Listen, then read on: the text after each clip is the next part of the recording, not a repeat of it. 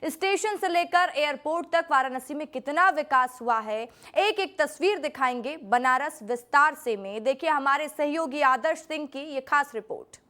अब से कुछ दिनों बाद ही पीएम मोदी वाराणसी से तीसरी बार नामांकन करने वाले हैं और इस नामांकन की चर्चा न सिर्फ देश में बल्कि पूरी दुनिया में है।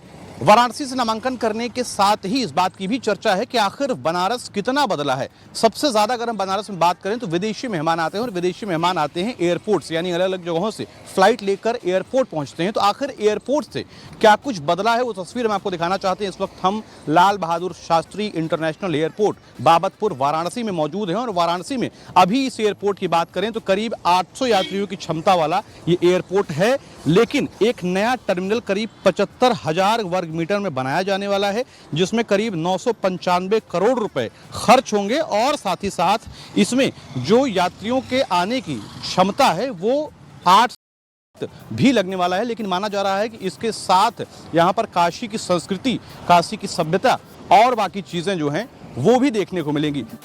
तो हमने सोचा सबसे पहले आपको एयरपोर्ट पर ही लेकर चलते हैं और बताते हैं कि आखिर क्या कुछ बदला है।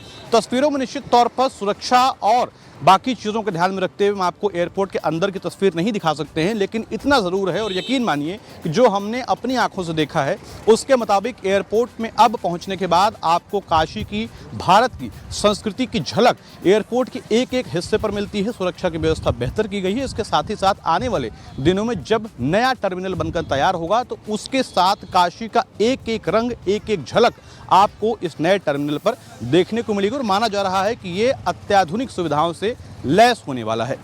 देखिए वाराणसी में ना सिर्फ एयरपोर्ट बेहतर बना है बल्कि रेलवे स्टेशन और बस अड्डे भी बेहतर हुए हैं और इसी के साथ साथ सड़कों का भी विस्तार हुआ है।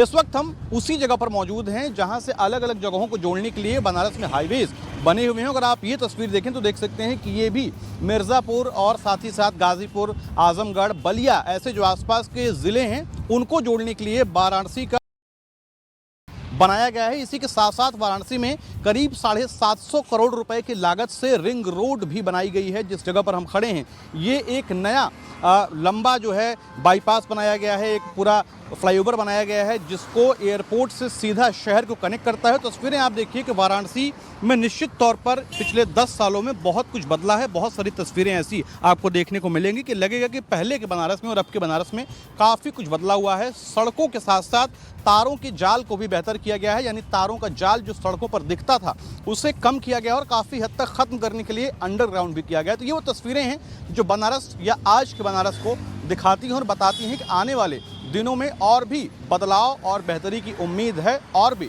विस्तार की उम्मीद है। कैमरामैन शिव त्रिपाठी के साथ आदर्श सिंह, विस्तार न्यूज़, वाराणसी।